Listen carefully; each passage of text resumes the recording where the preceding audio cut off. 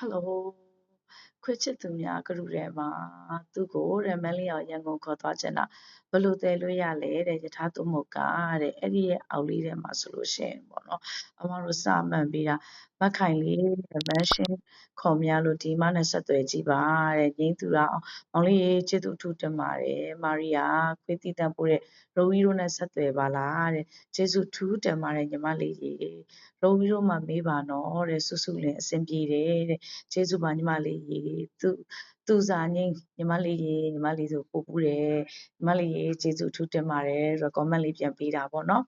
စိုးစန္ဒာဦးဒီညီမလေးဆိုလို့ရှိရင်လည်းအဆင်ပြေတယ်ကောင်းတယ်ဆိုပြီးတော့ပေးသွားပေးတာအရန်ကိုကျေးဇူးတင်ပါတယ်ဟန်နီကိုကိုမောင်လေးရေကျေးဇူးထူးတင်ပါတယ်မောင်လေးဆိုလည်းပို့ဘူးတယ်အမမှတ်မိနေပါတယ်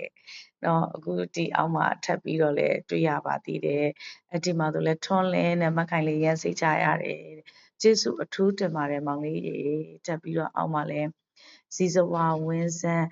မက်ခိုင်လေးနဲ့ရပါတယ်ကျေးဇူးပါညီမလေးရေကျေးဇူးထူးတင်ပါတယ်အမကိုယုံကြည်ပေးလို့ပေါ့နော်ကျေးဇူးအများကြီးတင်ပါတယ်လို့ပြီးတော့ဒီမှာနှင်းပလဲမို့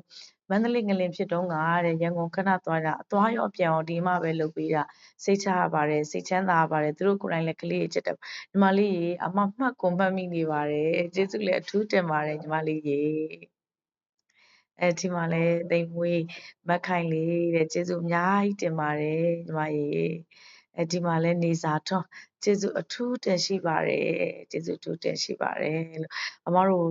တီးတက်ပေါ့နော်အမတို့ပဲအများကြီးဒီမှာဆိုလို့ရှိရင်လည်းတွေ့ရတယ်ပေါ့နော်အမတို့အကောက်ကိုတီးတက်ခေါ်သွားပြီးတဲ့တယောက်ချင်းစီတိုင်းကိုကျေးဇူးအထူးတင်ရှိပါတယ်